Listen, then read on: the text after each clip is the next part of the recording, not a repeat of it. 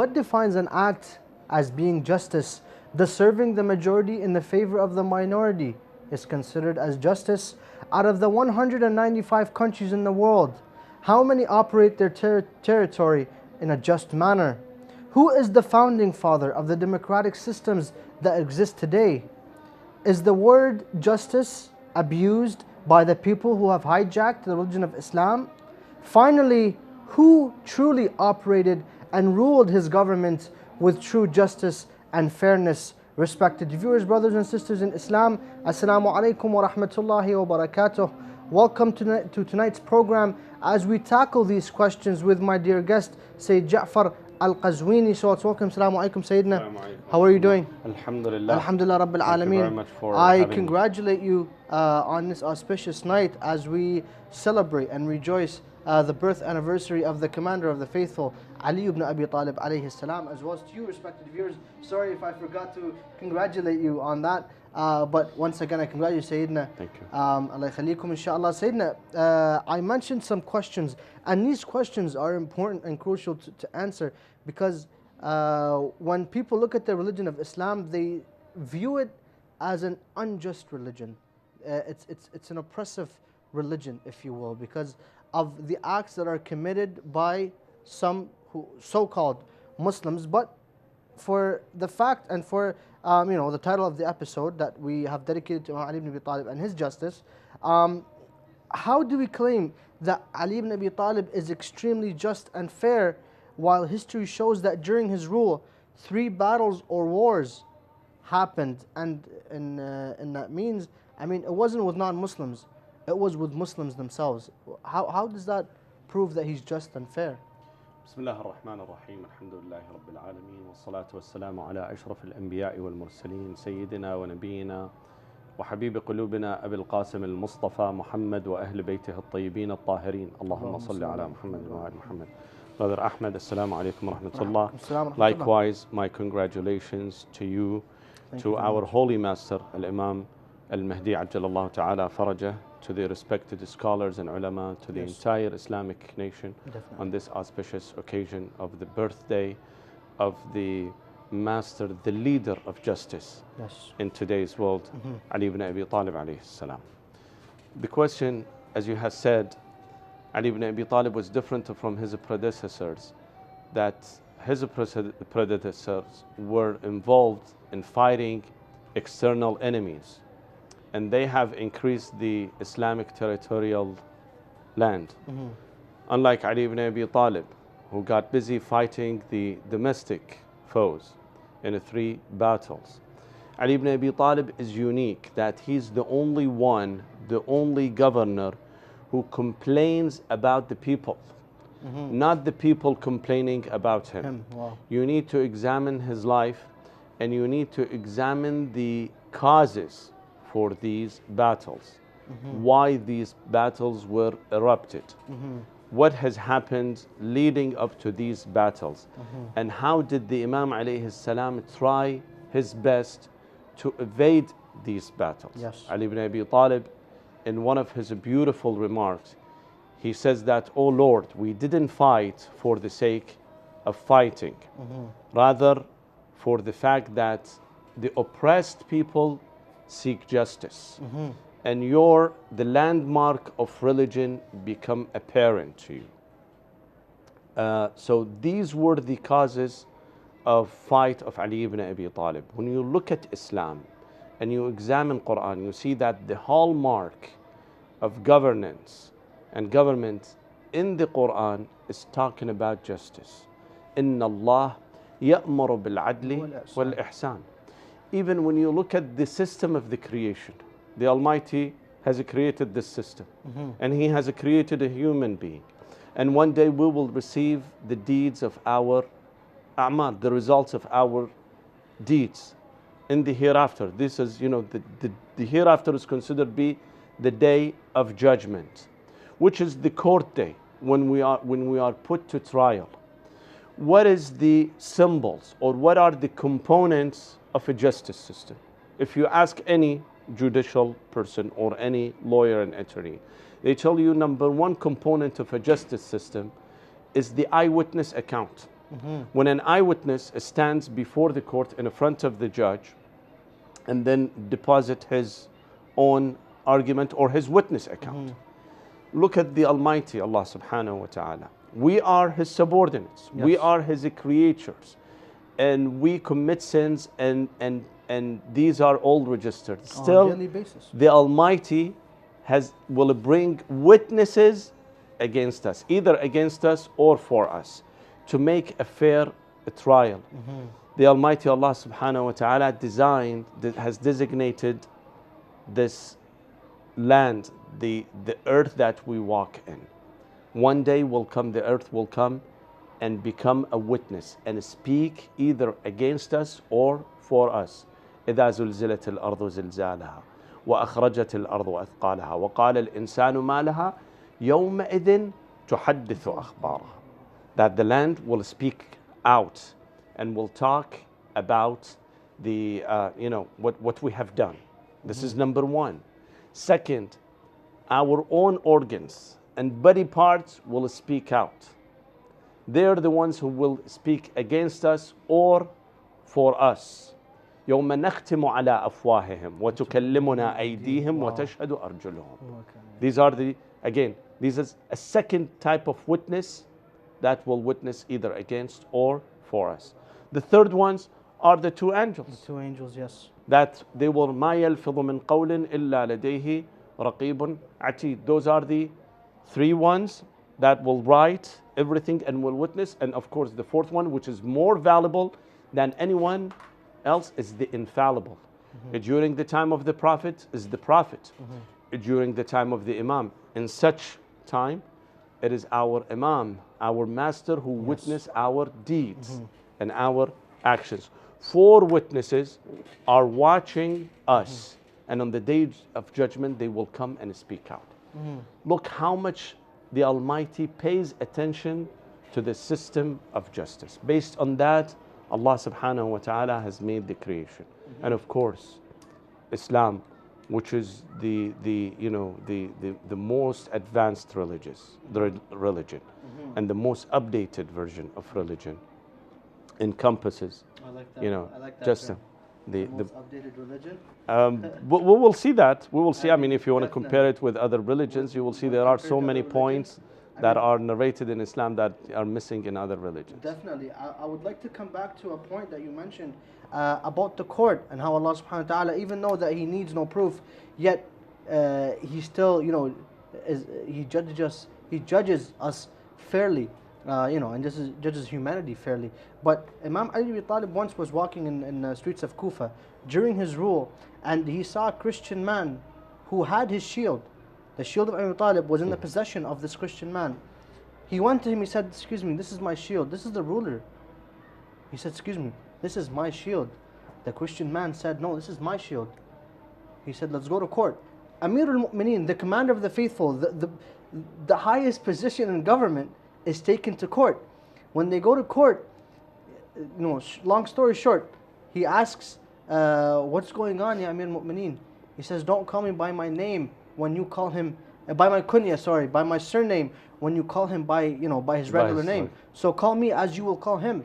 He acted justly. He says, "What's the matter?" He says, "He possesses my shield."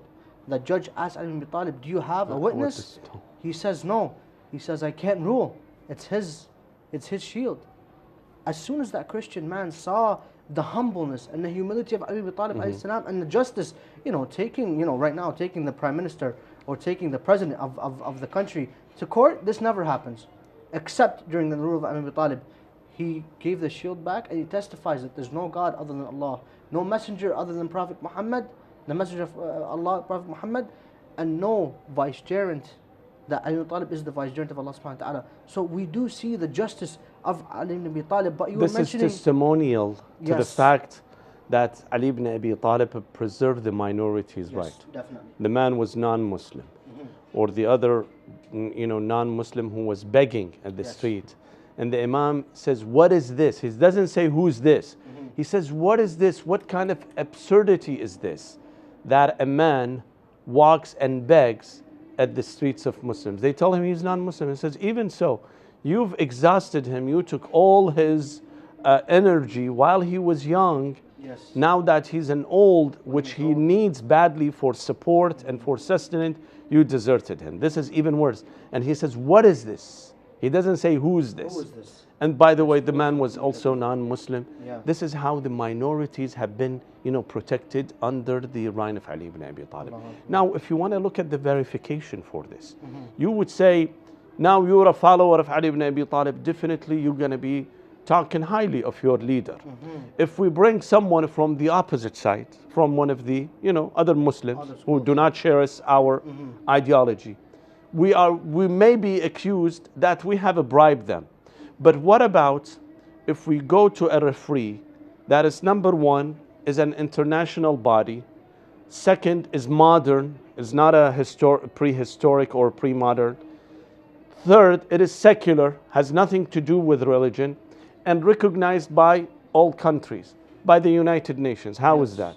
Let's go, and I'm quoting here the UN Commission, the UN Commission of Human Rights. They had a resolution. This resolution was back in 2002. In 2002, that yes. was under the chairmanship of Kofi Annan. And here is what it says. It says, and I'm quoting, quote, the Khalifa Ali ibn Abi Talib is considered, here, Brother Ahmed, listen to this. It says that the Khalifa Ali ibn Abi Talib is considered the fairest governor who appeared during human history. The fairest governor who appeared during the human history.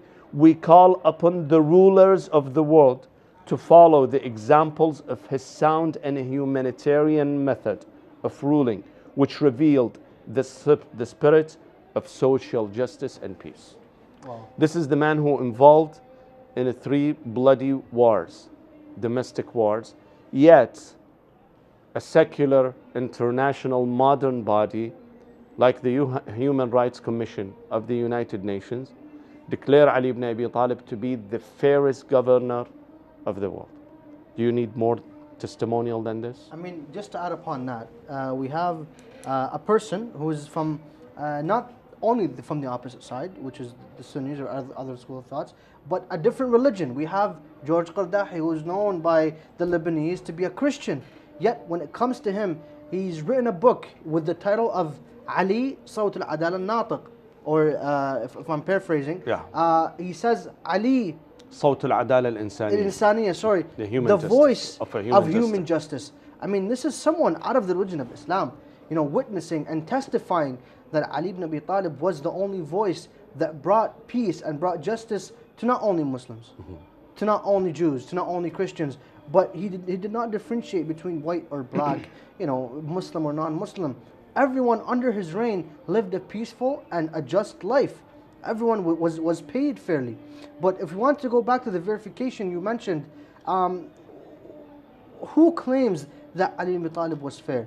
I mean, overlooking, we have just mentioned a few, but are there others who do claim that Ali ibn Talib from the other school of thought, if you will? We've brought out of the religion of Islam. Well, historians, any historian who examined the life of Ali ibn Abi Talib could not, say but that Ali ibn Abi Talib was the most just, the fairest governor, the fairest Khalifa that has ever showed, in the face of history.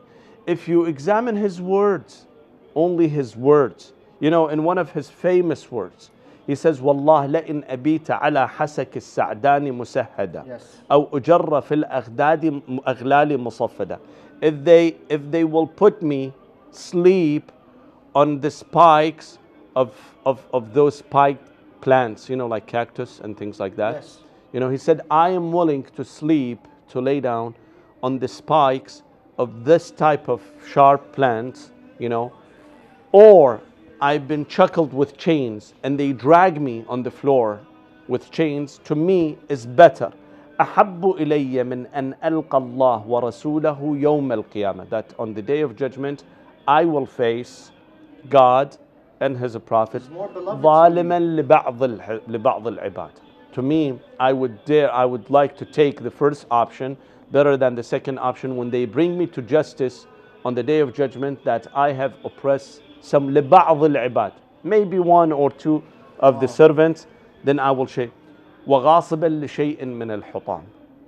كيف أظلم أحدا لنفس يسرع إلى البلا قفولها ويطول في الثرى حلولها. Tomorrow I am going down 6 feet under, and then what benefit I will gain when I oppress some people.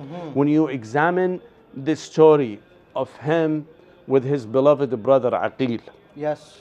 Aqil, an older brother of Ali ibn Abi Talib. The Imam alayhi salam swears by God that he have seen Aqil and his children, their faces have been darkened from starvation, from malnutrition and food deprivation. This is the brother of Ali, the Khalifa. Or the President of Islam. Yeah, the Khalifa of Islam, who comes and begs him. Wow. He comes to beg him to take more than what he has gained for his allowance. Wow. Ali ibn Abi Talib tells him, you want that? Why don't you take your sword and I will take my sword, and then we'll ransack the markets of the Muslims. He told him, Ya Amir al-Mu'mineen, I didn't ask you to be a burglar or a thief. He tells him, we better steal from those people only collection of you better than the entire Islamic nation. You're asking me to take, give you some allowance from the pocket of the entire Islamic nation. Wow. That's even worse. Wow. Then he doesn't buy the argument. Ali ibn Abi Talib puts on a fire and a rod, heats up a metal and bring it close to him. The man screams and he tells him, look, you are screaming from a tiny little heated metal that I'm just making it for the pleasure. And you want me to be exposed to the hellfire that Allah subhanahu wa ta'ala has made. These are the rhetorics of Ali ibn Abi Talib. Wow. These are the emblem of Ali ibn Abi Talib. You don't see any Khalifa in history, whether Muslim or non-Muslim, that someone so close as a brother who's asking to be saved from starvation, and he would not give him. I would like to mention something that goes on with the other narration you brought about Ali ibn Abi Talib choosing to be shackled up in chains and dragged rather than being in front of Allah subhanahu wa ta'ala, who that he acted unjustly to someone or oppressed someone. Imam Sadiq alayhi salam swears by Allah. He says, by Allah, my grandfather Ali ibn Abi Talib stated, justice is more delicious to me than honey, softer than butter, and more sweet smelling than musk. Justice to Ali ibn Abi Talib didn't mean just treating people fairly, giving them what they need. No, it was, if you're from a different nation and I'm from a different nation. We have the famous story of a non-Arab person comes to Ali ibn Abi Talib, and an Arab person comes, two ladies, sorry, and the Arabs complaining about her getting the same equal amount as money as the non-Arabs. He says, aren't you both from sand? I mean, he grabs two chunks of sand and which then he one's shows him better? which one is better. You're both from sand. What makes you better than a non-Arab? So we do see the justice of Ali ibn Abi Talib alayhi salam. But Sayyidina, if we wanted to go back, you did mention how Ali ibn Abi Talib is compared with the other rulers in history. But we'll answer that right after this short break. So respected viewers, inshallah, after the short break, we'll come back and discuss how Ali ibn Abi Talib differs from the different rulers, either present or before. That's after the break, so stay tuned.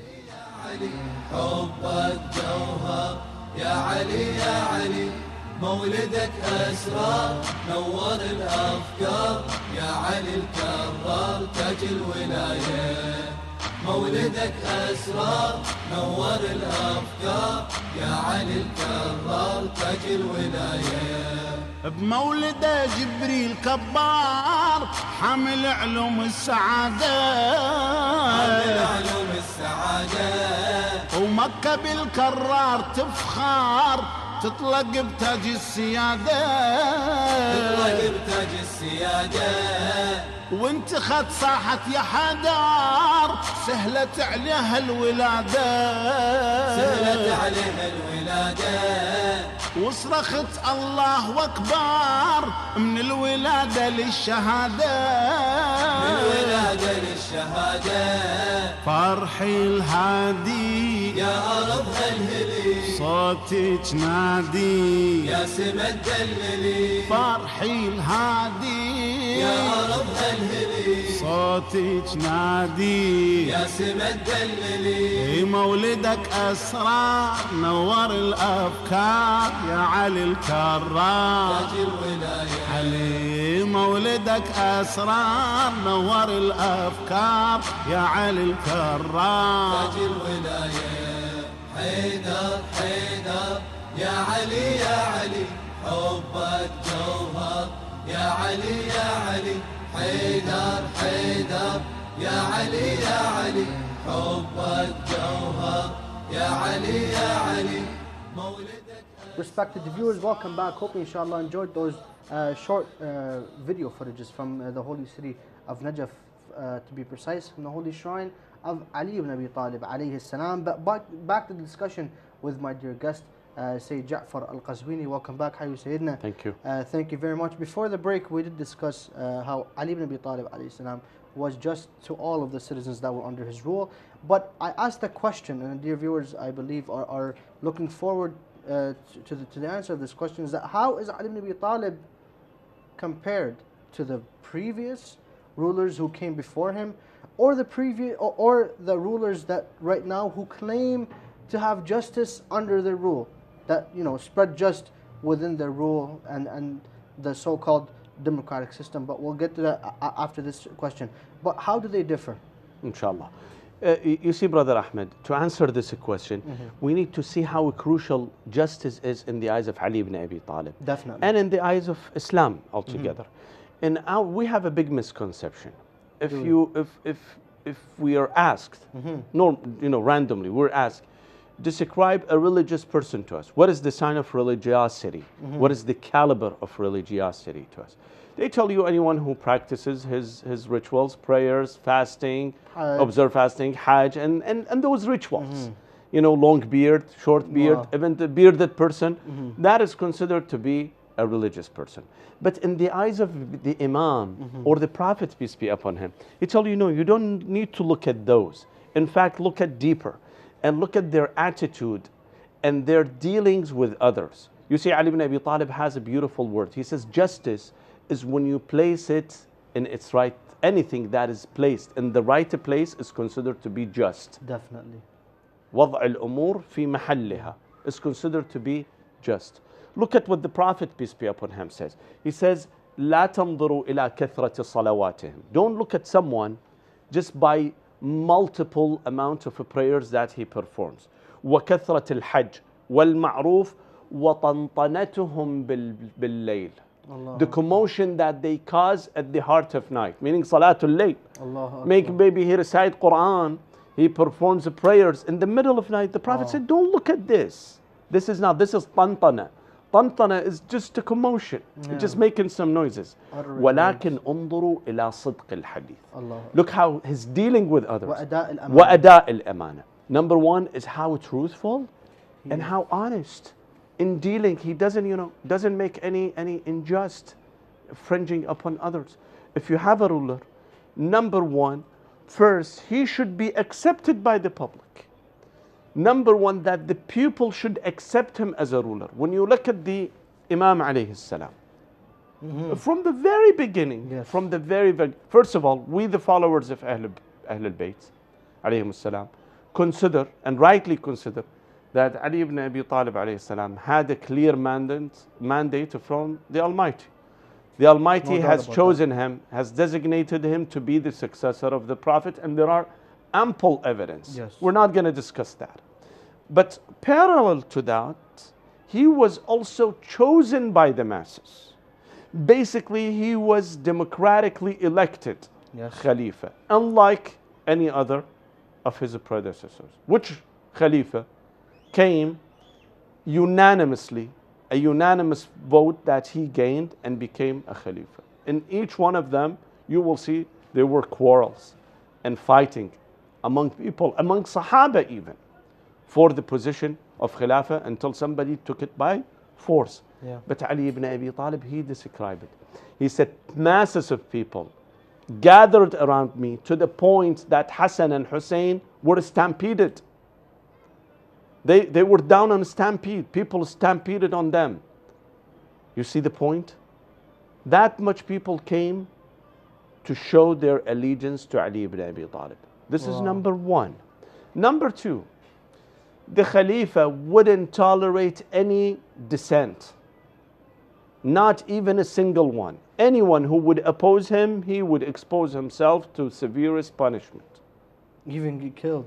But Ali ibn Abi Talib, on that day, where he was elected Khalifa, there were few of the Sahaba who refused, who were silent. They didn't oppose him, but they said that we would not pledge allegiance to Ali ibn Abi Talib. And he left them. In his beautiful words, when they asked them, when they told him that, there are, great companions, respected companions of the Prophet, like Abdullah ibn Umar, Sa'd ibn Abi Waqqas, Osama ibn Zayd, Hassan ibn Thabit. They didn't elect Ali ibn Abi Talib. They didn't vote for him. They told him, they didn't pledge allegiance to them. What should we do them? He said, leave them. Wow. Why would you leave them, Ya Amir al-Mu'mineen? He says, لا حاجة لنا في من لا رغبة له فينا. Wow. If he doesn't want us, we also don't want him. Why would you have to force them to accept my Khilafah? That is unheard of. Second, in today's modern world, maybe you will see elected officials, people who have been truly elected by the public. But look at their status. Look at their extravagance that they lived through. How much they spend on themselves. When campaigns. Only their motorcade that takes them from one spot to another spot, how much they spent on the gases, on the security details, on everything, everything. How much are spent on that? But when you look at Ali ibn Abi Talib, Ali ibn Abi Talib says, ألا وإن إمامكم قد اكتفى من دنياه بطمريه. Only he has two sets of clothes. Only two. Wow. ومن طعمه بقرصيه. Only when he eats 2 meals with two pieces of a bread. The man who's rightly elected, democratically elected, is still living in such austerity. To add upon the point where you said that Ali ibn Abi Talib left the people who did not elect him freely to roam around his ruling, his territory. Talha and Zubair once entered upon Ali ibn Abi Talib alayhi salam while he was in the treasury of the Muslims. He did a very interesting act that up to now I honestly do not find any person who rules right now to go to the extent that he did. It's not something major, yet Ali ibn Abi Talib went to that extent of being just and fair. He had a candle which was bought from the treasury of the Muslims. He turned that off and he lit a candle bought from his own pocket. Ali ibn Abi Talib spent from his own pocket, yet we see officials robbing the nation, publicly. They say that we rob you, yet, but that's not the topic. So Talha and Zubair were confused. They said, Ya Ali ibn Abi Talib, why did you do that? Talha and Zubair had something in mind that, getting to, close to Ali ibn Abi Talib and talk to him softly, he Maybe might they give can them positions in his government. In return. When they saw that, automatically they said, that's the person that we want to talk to? A person who extinguished that candle to lit that candle because that one's bought from this and this one's bought from his own pocket? This guy cannot be bribed. So they left, and Ali ibn Abi Talib knew in his mind that they're going to leave, and after that, the battle of the camel took place. And he knew that they were going to wage war against him, yet he let them freely roam in his country. Yeah, when they left, he allowed them to leave the country. To that extent, that Ali ibn Abi Talib, he knew that there was a war going to be waged, yet he still let them roam freely. His treasurer, in he his had a government. treasurer called Abdullah ibn Abi Rafi', who used to be the responsible of the treasury. One day, a lady related to the Imam, maybe his daughter, one of his daughters, who have borrowed piece of gold from Abdullah ibn Abi Rafi' to wear it for a ceremony, maybe a wedding ceremony. She was going as a guest.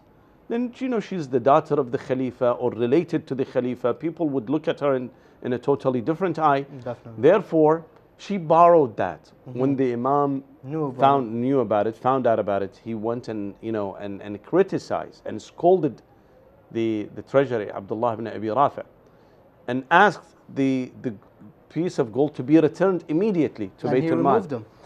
Abdullah ibn Abi Rafi' told him, Ya Amir al-Mu'mineen, she's going to bring it back. She said, absolutely she will bring it back. Otherwise, if she wouldn't have been brought it back, then I would consider her as a thief. She would I knew that she would bring it back. Still, she's not allowed to take even something to borrow from the treasury of the Muslims. That much of scrutiny Ali ibn Abi Talib used to have during his reign. I mean, now we have moved to another very crucial point about what erected all of this justice. I mean, we do see the democratic systems that are present today. I mean, in our modern world, we have the UN, we have the UNDP, we have the Human Rights Watch, we have many humanitarian activities going on around the world. But how is Ali ibn Abi Talib considered the founding father of the modern democratic systems that we do see today?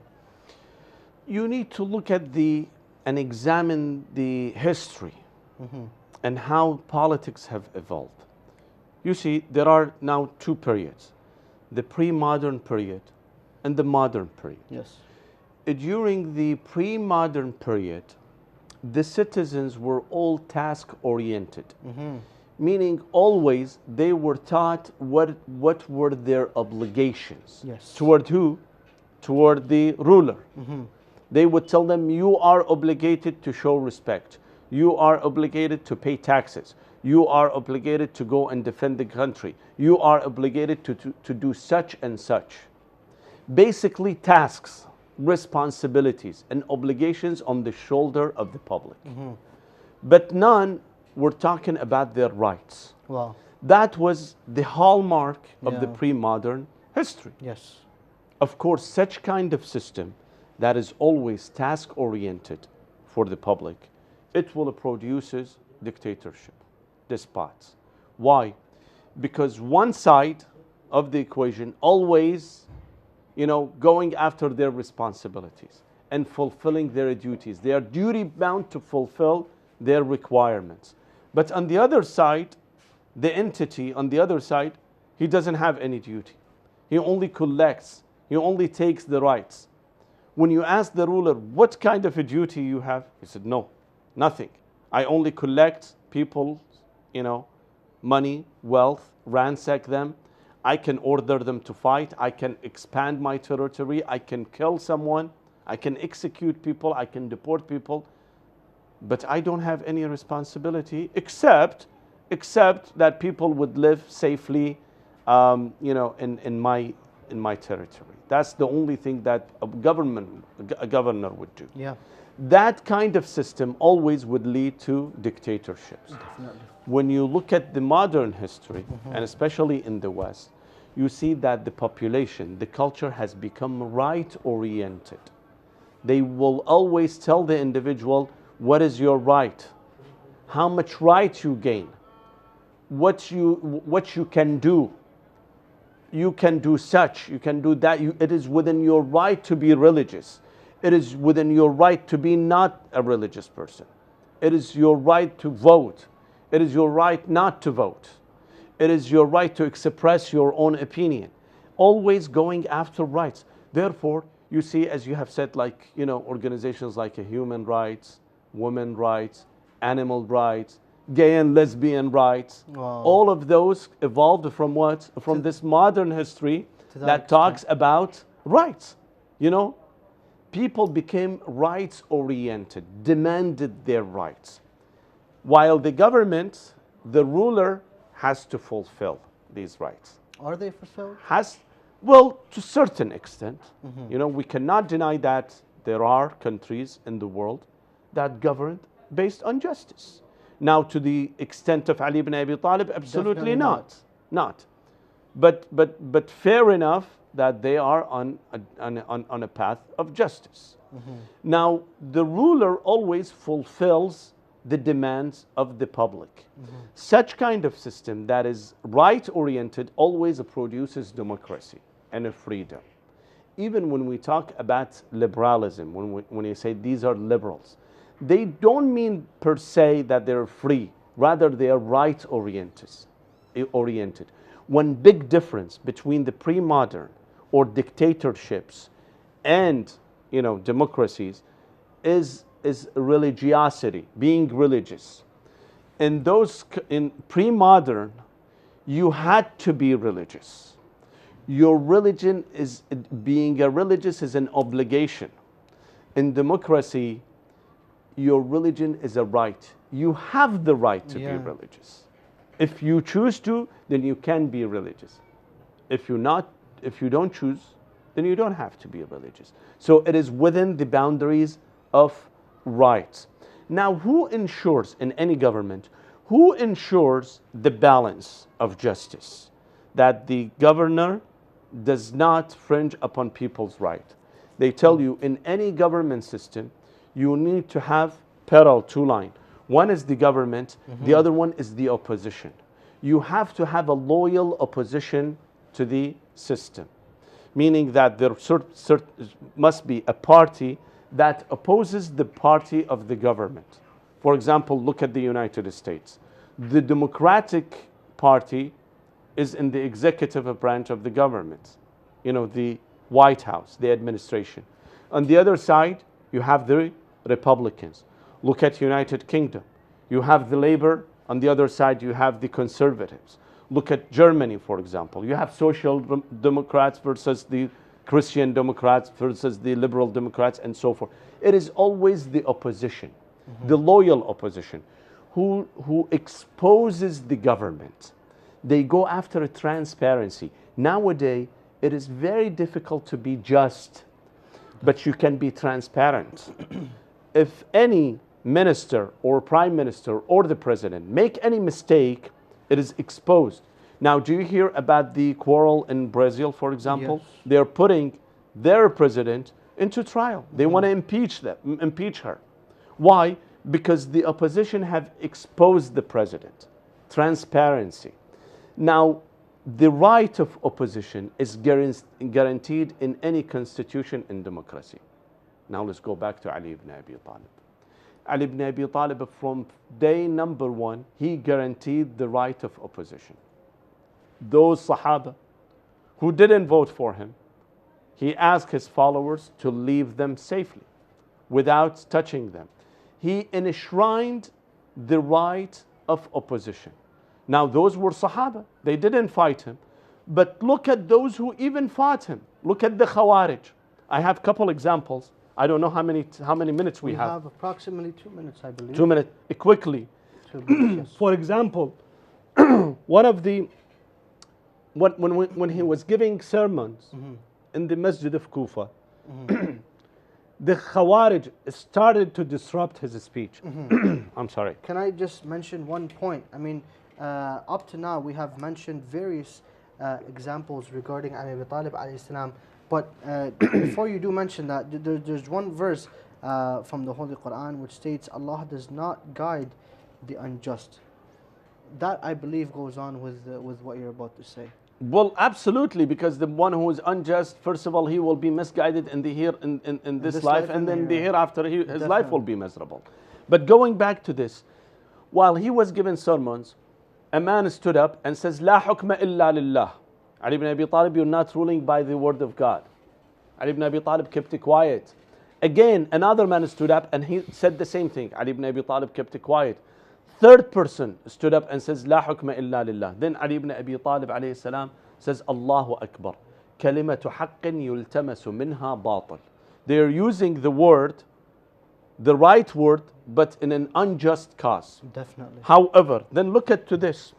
He's saying that you are disrupting my speech. By the way, masjid at the time considered to be the TV channel, the media center, because whoever wanted to say something would go to the masjid. The Imam says, number one, But your right is preserved despite the fact that you are disturbing. أما أن لكم عندنا أن لا نمنعكم مساجد الله. Number one, you have the right to speak and you have the freedom of expression. Second, ولا نمنعكم الفيء. We give you your allowance. Your salaries will not be cut off. And number three, ولا نقاتلكم ما لم تبدأونا به. As long as you don't resort to violence, we ensure that you have the right to express yourself. Wow. Ali ibn Abi Talib have enshrined the right of opposition in his government. Wow. And that is what has been acted upon in all democratic countries. I mean, the so-called democratic countries. So-called democratic countries. I was about to say that. But if we want to conclude this episode, I've concluded it through this. Ali ibn Abi Talib alayhi salam is the master of virtues and the course to peace. I mean, we do see that through all his rule. Also, Ali ibn Abi Talib has glorified justice and encouraged it through his actions, where he did not differentiate between the white, black, Christian, Jew, Muslim, whatever they may be. Ali ibn Abi Talib made that. Why? Because Prophet Muhammad told him, Ya Ali, anta al-Quran natiq. You are the voice of the Quran. When Allah subhanahu wa ta'ala states something about justice, it is portrayed through Ali ibn Abi Talib. It's illustrated through the actions of Ali ibn Abi Talib. So I would like to thank you very much, Sayyidina, for joining us tonight. May Allah subhanahu wa ta'ala bless you once again on this auspicious occasion and grant all your wishes and prolong your life, inshallah. Thank you very much. Thank you very much. Respected viewers, thank you very much for tuning in tonight. May Allah subhanahu wa ta'ala grant us the ability, and this is very important wish that we have to make, is that may Allah subhanahu wa ta'ala grant us the ability to be just, not as much as Ali ibn Abi Talib, but to a different extent, where we act just to our parents, to our friends, to our families, to our spouse. So may Allah subhanahu wa ta'ala bless you once again on this auspicious occasion. Thank you very much for tuning in. Stay tuned for the next episode. Wassalamu alaikum wa rahmatullahi wa barakatuh. Assalamu alaikum. Assalamu alaikum. Thank you very much.